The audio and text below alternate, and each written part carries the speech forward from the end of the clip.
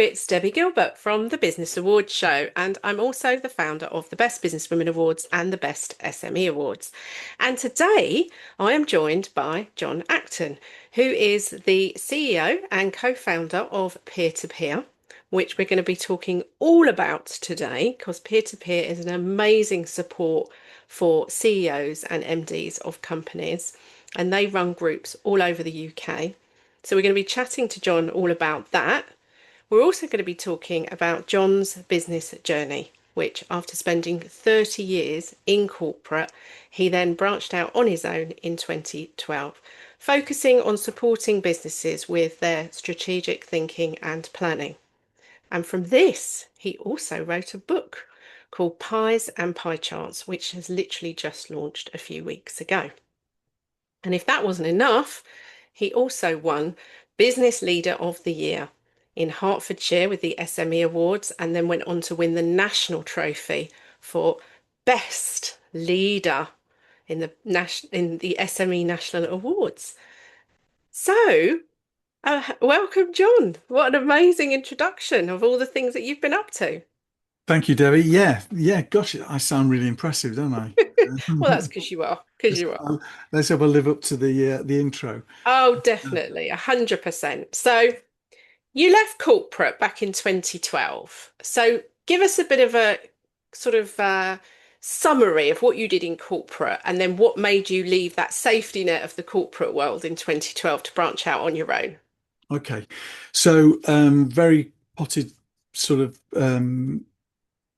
a journey of my career up till 2012. So I left school with very few qualifications. I didn't go to university, went straight into the workplace. My first company I really worked for was NatWest. I loved it there. I was based in Manchester in a branch called Sharston in Wythenshawe. I was a cashier. I printed checkbooks. I did all. And then round about when I was 22, I realized that I needed to do something else. Otherwise, I could see that I was just like George, the number one cashier, if I didn't do an intervention and do something. So I successfully applied and got a transfer to London into the marketing team at NatWest Oh, in wow. Friendship Street. And I did start my banking exams, and I then did my Chartered Institute of Marketing at Croydon College. I went 2 nights a week between 6 o'clock and 9 o'clock, got my CIM, and then I left NatWest after 8 years and joined Securicor, worked with them again in marketing as a product manager, responsible for cash in transit businesses, and left them and joined Parcel Line, who are now DPD.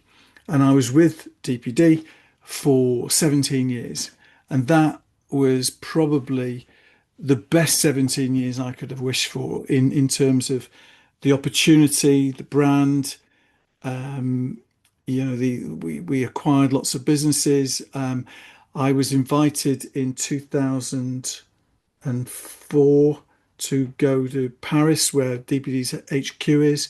They're Mhm. owned by the French Post, and I was on a top secret project with McKinsey to work out these 25 businesses that we'd bought in the preceding 5 years, which we were the first.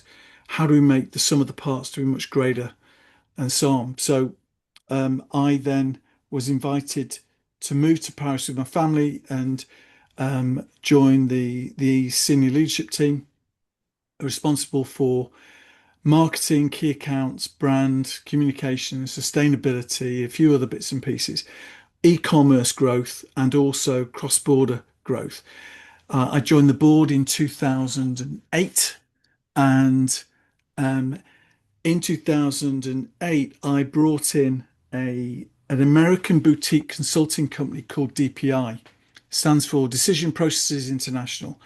They were literally only a couple of guys in the States. They were Harvard business professors in an earlier life, and they codified this process for critical thinking.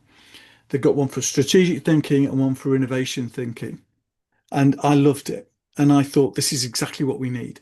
So I brought these guys across, and they just facilitated the leadership team, plus all our country CEOs, in a room just outside Paris for 3 days as it was, and we hatched an amazing strategy. And at that point in time, we were fifth in Europe. We were about 4 billion turnover. And fast forward to 2012, when I left the company, I'll explain in a moment why I left. We were 9 billion. Our return on sales had gone from 2% to 10%. We were number one. So in the space of 6 years, give or take, we'd doubled in size, gone from number five to number one. We were the best parcel company in Europe, no debate about it. Rebranded across all the countries and so on. And I'd led most of that. I'd really enjoyed it. I had a great team in Paris, in Schaffenburg, and in Warsaw, and it was something I was really proud of. But we got to the point where the kids were of a certain age, and myself and Greta wanted to move back to the UK. My job was very much in Paris and Germany, in Frankfurt, and um, I took a small flat in Paris. We moved back to the UK. I sort of would say goodbye to Greta and the kids on a Monday morning or a Sunday night, and I wouldn't see them again till Friday, and it just wasn't sustainable. You know what I'm talking about. Yeah. So I had around about this time of year, I sat down with the boss and I said, look, this isn't working for me. And we had a chat about how I could leave. And I left 12 months later. I restructured everything that I was responsible for, which at the time was almost half the company, and put it into other senior directors. Um, and I became a good leaver. And I left November 2012 and set up my first company, Glow Vista, the next day. And all I wanted to do was help business leadership teams develop clearer, sharper, more effective strategies through better thinking. So I then started to talk to the DPI guys about could I buy the rights for the UK. We were their only client in Europe. They'd franchised Asia, franchised Africa, but not Europe, bizarrely. And long story short, I did the deal 2 years later, 2014, rebranded the business to DPI Europe. And since then, I've done well over 100 strategic resets. I changed the process a little bit. I shaved off bits which I thought were unnecessary, added bits which I thought were missing, and I've made it a 2 day program because I felt when I was the other side of the table, 3 days felt too long. Um, and it's transformational. It was the thing that transformed DPD, and the buzz I get from helping other leadership teams transform their thinking and then put it into a nice executed plan is just immense. I love it. And so that's my journey from corporate to setting up my own business. Um, and you mentioned the book. I know we might talk about it a bit later on, but this is basically my interpretation of that process, Right.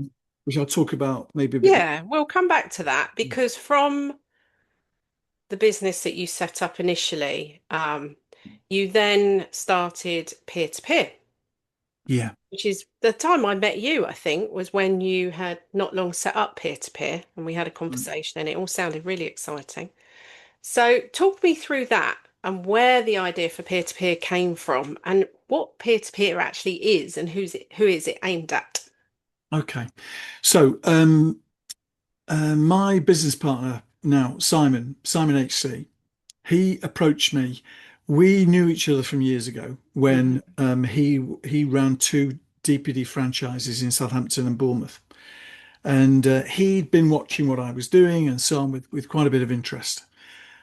He had the opportunity to buy a board, an advisory board that he was a member of. The guy who'd set it up, a great guy called Christopher Bayliss, was choosing to retire or ease his way into retirement. And he offered to Simon to buy it. And he was running, I think, two boards at the time. And Simon rang me and said, "Look, I've got this opportunity. I don't really want to do it by myself. I've watched what you're doing. I think it's perfect. I think you'd be perfect for me, and vice versa, and so on. So I met with Christopher, met with Simon, did some due diligence. I went to see Vistage at a conference in London. I went to have a look at Action Coach at their conference. Oh, I wanted to see what the coaching space was all about and who the big franchises were and what they were doing and what their core principles were and their propositions and everything. And I learned quite a lot. I learned that most of these advisory boards are very male dominated. So I went to three Vistage boards and there was probably 5% women at these boards, right?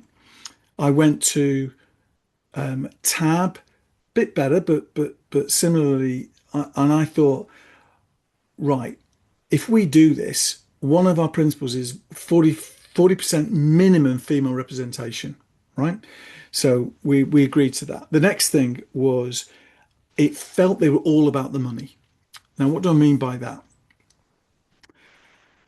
Um, Once, if you're a business coach and you're driven by money, then the decisions you take to advise that client are based on what's going to serve your interests in terms of stretching that relationship as long as possible. And this was reinforced when a very famous business coach, he's an Australian guy, he leads the largest franchise coaching business in the world, I believe, said it's if you've got the answer, don't effing tell them. It was a throwaway comment. But what he meant was really quite profound. If you got the answer, don't tell them until they're about to walk, then tell them, was kind of my message. Yeah, that's exactly how I felt. I thought, do you know what? And coaching has got quite a bad reputation because of that. Now, let's be very clear. There are some amazing coaches out there, but it's not affordable for a lot of businesses, particularly SMEs. So that's my third point. It needs to be affordable, Mm. right? So never about the money. It's got to be diverse and equality and so on, and it's got to be in the interest of the client and affordable. So we set up peer-to-peer in towards the end of 2017. Mm. Simon immediately had a couple of boards up and running. I got my first board up and running by the end of 2018. Um, when COVID hit, we were at about 7 or 8 boards. A board is a group of non-competing business owner entrepreneurs, CEOs, MDs, managing partners. There's only one accountant, there's only one digital marketing agency in the room, and so on. Has to be that safety environment where there's no competitor in the room, so you can speak freely and openly about the good things and the not so good things about your own business and your own situation. Um, I also wanted to develop a whole load of capability building stuff because I'm a passionate believer in lifelong learning. You never stop learning, right? So we've got something which we call capability compass. There are 8 points to the Mm. compass.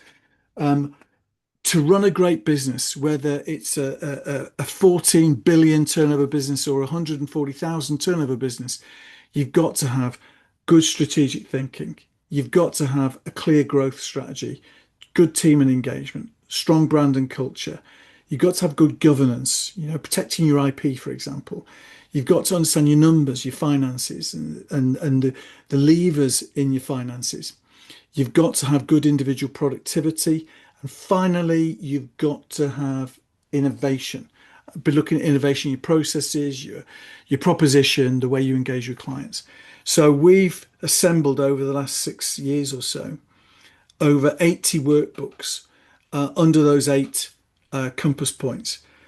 So we help our members, you know, learn and become better leaders and learn skills that they can also share with their teams and so on as well. So that's peer to peer. It's a safe place for business owner entrepreneurs to come together once a month for half a day to work on the business with a bunch of peers who are rooting for them, um, having the mindset that it's not a business journey, it's an adventure, right? Mm. And we've just done our culture code and transforming business journeys into adventures is our purpose. Yeah. Our vision is a world in which every business leader, yeah, has enjoys their flight, loves their flight, which is our tagline there. Mm. So I could talk for hours, so I'm going to shut up for a second, let you draw breath and ask me the next question. But Oh, I hopefully, think I've it, framed peer to peer. you have, and it's really interesting because I love it. And I've been to a couple of meetings. I've been to one of your boards and one of Simon's boards, and we invested in a franchise ourselves, and we've launched a group in Exeter.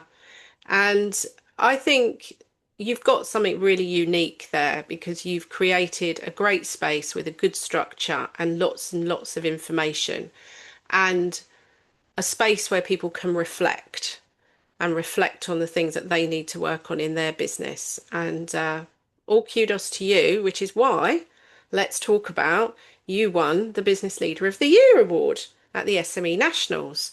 So obviously, winning the SME Hertfordshire Awards then gave you the spot at the Nationals with the SME Awards. How did that feel winning Business Leader of the Year at the SME Hertfordshire Awards? To be honest, I wasn't expecting to win at all. I'm not being cute Mm. or humble anyway.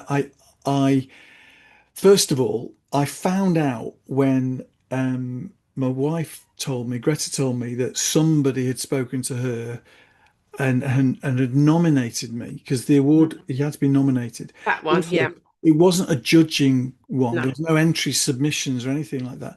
It was basically the klaxon would sound and then you had to get loads of people to vote for you. And I was very uneasy about that Mm, because anybody who knows me, yeah, I'm not shy or introvert particularly, but I don't like blowing my own trumpet either. That mm, doesn't sit well. Maybe it's northern roots coming to roost. But after about 2 weeks, I hadn't done anything. I hadn't told anybody or anything. And Greta basically said, "Look, but by not doing so, the people who put you forward for the award, mm, how does it make them feel?" And then I thought, you got a point there. So then my competitive gene kicked in then. And then I did a couple of LinkedIn posts, did a video and so on, said, please vote for me and so on. And then I found out who I was up against. And Ruby wrote for mm. Wooker. I mean, she is amazing, absolutely phenomenal. I would vote for her. I wouldn't have Yeah. voted for me. She was one of the winners in the Best Business Women Awards I years can ago. totally get. Amazing I can totally entrepreneur. get why. She is unbelievable. Mm, And I've known Ruby for a few years, and I thought I got no chance because what she's done. This lady single-handedly lobbied the government to get mm. VAT Yeah. knocked off. Period products. Yeah. Amazing. Amazing. I mean, who does that? It's Mm. just ridiculous. And I wasn't expecting to win. I genuinely was not expecting to win. I spoke to Ruby before the awards to congratulate her. All right. And then when I did win, I was absolutely speechless. I literally was, I could not believe it. And then I didn't know that by winning Hertfordshire, you automatically get entered into the nationals in London. And I got a phone call saying that, oh, we noticed you're not coming. Why are you not coming? And I said, oh, I didn't. Oh no, you're a finalist. I went, am I? So I got a couple of tickets for me and my daughter to go. Greta, unfortunately, because her father wasn't well, wasn't able to attend. So Ashlyn came with me. And again, I wasn't expecting to win. I did win, and I was absolutely blown away. Phew. I think it's a funny one because it essentially whoever's got the biggest network and gets the most people to vote wins, which kind of makes me feel, is it a real award? But then the fact all those people made the effort to vote. Yeah, you were nominated for that. That's slightly different because actually people put you forward for it in the first place before you Yeah. had to get the votes. So I'm not a fan of voting. People know that listen to this podcast, but in some cases it's needed for an award like that. It's quite nice that you were recognised. Um, and you were also at the SME Hertfordshire Awards with your networking group that you're part of, Platinum Point as well. That's And true. they won the gold award. So Yeah, you had two gold awards in one night. that's right. Yeah, we How did. amazing. Yeah, yeah. But that was a special night because I know you were the runner up with Platinum I got the Point. silver. I Yeah, know, I know. networking group. So it Yeah. was a night of celebration. And did you do any PR with this win that you had? Have you done anything with it? You know what? I haven't. I should do. Yeah, I will do. I will do. Well, in fairness to you, it is coinciding with your book launch. Yeah. It's So you had an awful lot going on. So let's talk about the book because this book is going to be so valuable to anybody listening to this podcast who's got a business. So, Pies and Pie Charts, tell us what the book's about and what readers could expect if they buy a copy. Okay. So, um, I wrote the book. It took me 4 years to write it. Honestly, I could have written it in 6 months, but it's one of those things that I kept putting it to one side, and it took me way longer than it should have done because I know all the material in here. I know it, um, and it shouldn't take long. I'm on my second book now, and it Are won't. you already? Yeah, it won't take me. My target is to try and get that published by September. Um, again, so. Pies or pie charts. It says astonishingly simple recipes to outthink, outpace, and outmaneuver your competition. Essentially, what I do in the first part of the book, I talk about what's the difference between strategic thinking and Mm, planning, and because they're not the same. A mm, lot of companies do planning. They've got Gantt charts. They've got each function submits their budgets and they tot it up. They make sure they're happy with the EBIT number, and then off they go, and everybody delivers their plans, and that's life. But what this is all about is saying, but if you could get everybody, all the people who really understand your business and the market and the opportunities that are being missed and not taken advantage of in a room for an intensive couple of days to really tap into what they think, feel, and believe, then you're going to get much better thinking, right? And with better thinking, you get better decision making and better outcomes, right? And the reason for the name pies or pie charts was in the beginning of the book, I talk about it's a bit like taking a tray of pies out of the oven, and you've taken the different coloured tin foil, so you don't know which is chicken, which is beef and onion, which is steak and kidney, cheese and onion. You haven't got a clue until you cut them open. It's the mm. same with the senior team.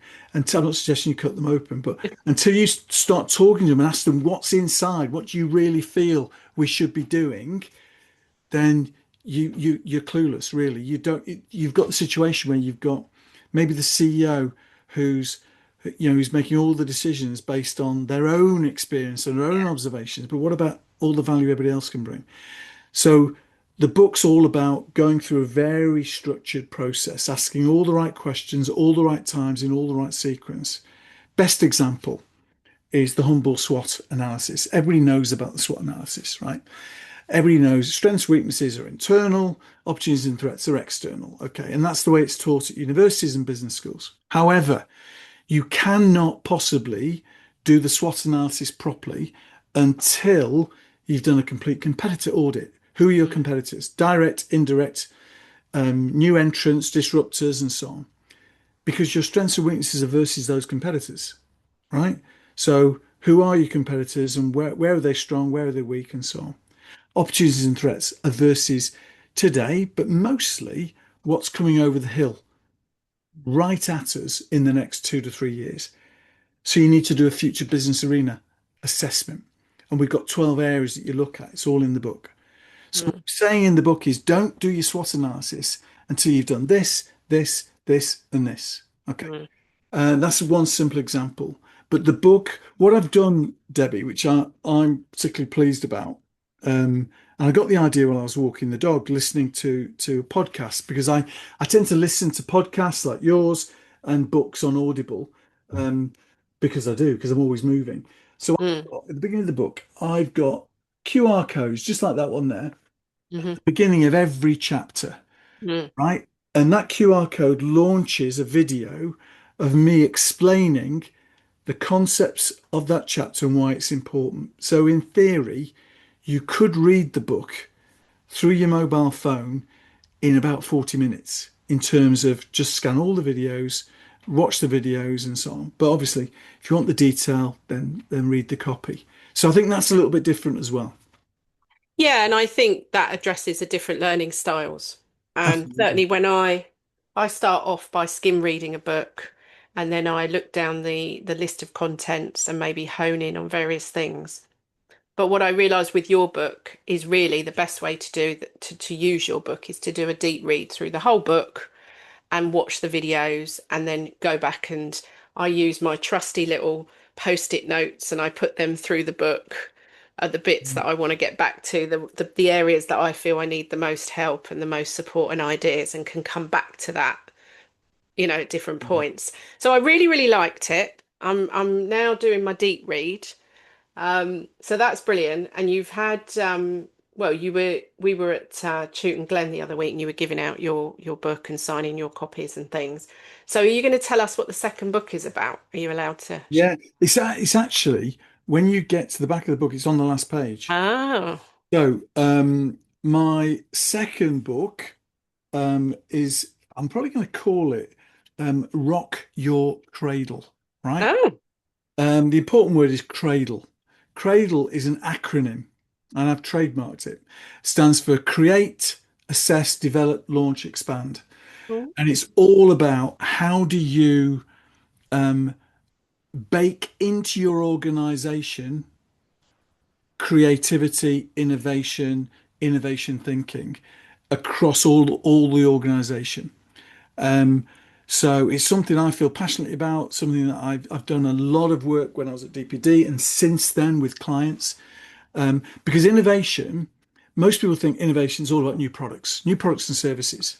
It is, but it's also about the processes you deploy to deliver those products and services, the engagement and how you engage with all your stakeholders, suppliers, customers, investors, etc. So innovation for me is about proposition, process, and stakeholder management as well. brilliant. So, yeah, so that's what that's all about. Hopefully, this time next year, I'll be on again talking to you all about Rocky Cradle. So you've already shared a lot of business advice and tips, which is great, and we'll make sure that the links to the book are put into the show notes. Tell me what the plans are for your business over the next sort of 12 months to 18 months, because you've got another book coming out, but what's happening with peer-to-peer and your coaching work? Okay, so peer to peer, we've spent the last few years sort of fine tuning our proposition, writing all the workbooks. We've built out a platform to make it super simple and easy for our chairs, our franchisees, to grow their businesses. Because what's interesting, and I'd love to say we designed it this way, but it's the kind of the way it's evolved. Independent business coaches love peer to peer because when you're an independent business coach, it's quite a tough ask to find that coaching client who doesn't know you from Adam, right? Or Eve. And um, and you're asking them to part with 1,200, £1,500 a month for you to Mm, become their business advisor or their coach, right? Whereas asking them to come and join my peer advisory group called Peer to Peer, where there's 10 other business owner entrepreneurs, non-competing, and you're going to meet and you're going to get to know and love them over time very quickly. And they're all rooting for you. And together, we will spend half a day every month working on your business, upskilling you. You know, you can take the hot seat, you can do a talk, the chances of you building a better business with that group rooting for you and advising you and supporting you is far greater than going on your own.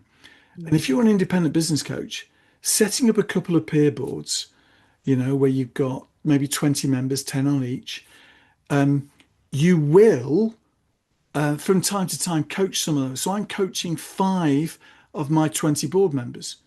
Yeah, one of them for 3 years now. Yeah. fantastic. Some of them it's just for a couple of months. They just switch it on, switch it off.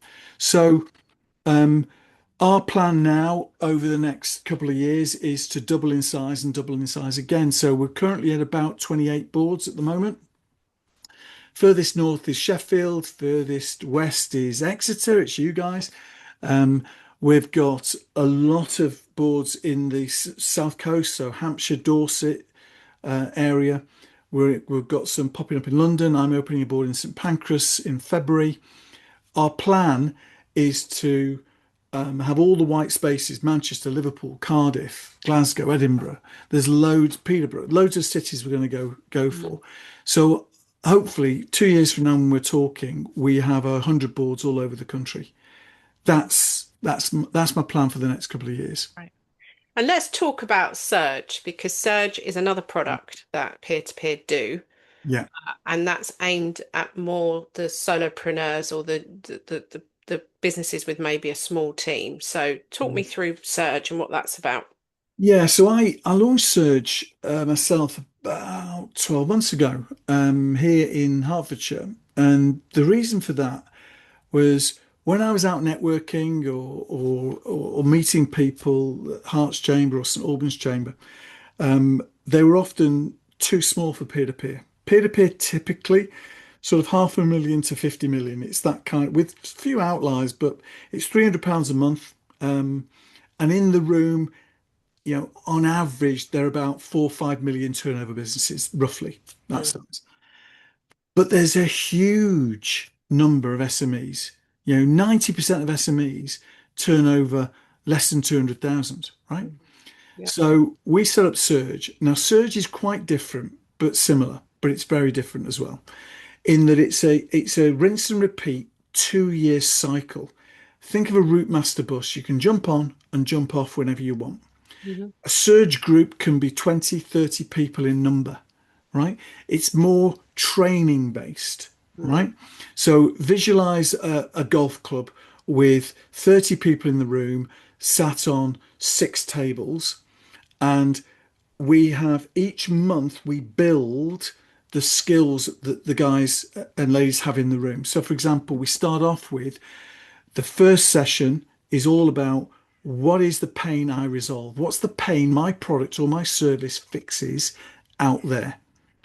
And we're asking people to really rethink what it is they're actually in business to do and what is the product or service they offer all about. And then the next month, we help them to build a business plan. And then the next month, we help them to build their marketing plan and so on. So every month, there's actually 22 skill building sessions. We have a break for August, right? Now, the other half of the meeting is what we call a talk, where in their tables, they can have 1 minute to articulate a challenge that they're facing, and then the rest of the table will help them solve that. And then the next person has a go, and the next person. So it's got the same principles as a peer-to-peer board. It's much more affordable. It's aimed at solo duopreneurs, less mm. than 250,000 turnover, less than 5 employees, and it's designed to be affordable. So if you're not that registered, it's £81 a month, right? Yeah, which is brilliant. Yeah, to Well, garner that support. one other thing I'm going to say is one of our core values is we never leave a member behind. Mm, And that means, so my surge group, two of the members couldn't afford the £81.